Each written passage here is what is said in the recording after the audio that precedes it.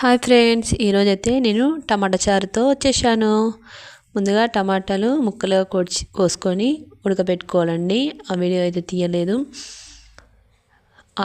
Oil పోసుకొని ఆవాలు జీలకర్ర తాలింపులో వేసుకొని తర్వాత మిర్చీలు అయితే పచ్చిమిర్చి ఇలా పొడుగుగా కోసుకొని ఫ్రై చేసుకోవాలి.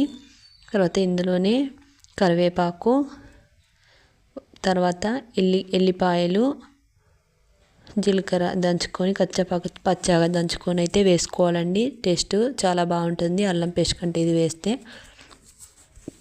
తర్వాత అయితే పసుపు వేసుకోవాలండి.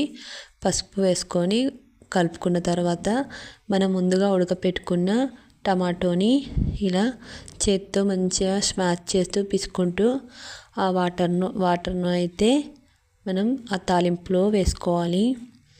చాలా టేస్టీగా ఉంటుందండి. ఫీవర్ వచ్చిన వాళ్ళకు ఏమీ తినాలనిపించదు కదా, అప్పుడు ఇలా ఒక్కసారి ట్రై చేయండి. వాళ్ళకు కూడా చాలా రుచిగా ఉంటుందండి నోరు. తర్వాత మీకు ఎంత వీలైతే అంత టమాటాలో రసం అయిపోయే వరకు పిండుకొని వేసుకోవడమే, వాటర్ వేసుకుంటూ. తర్వాత కారం వేసుకోవాలండి. మీకు రుచికి సరిపడా ఉప్పు, కారం ఎక్కువ తినేవాళ్ళు ఎక్కువ, తక్కువ కొంచెం మీడియంగా తినేవాళ్ళు మీడియంగా వేసుకోవాలండి. ఒక పొంగు ఇలా వచ్చాక ధనియాల పొడి కూడా వేసుకోవాలండి. ధనియాల పొడి వేసా, బట్ అది వీడియో తీయలేను, మిస్ అయిపోయిందండి. తర్వాత అయితే ఫినిషింగ్ టచ్ కొత్తిమీర వేసుకొని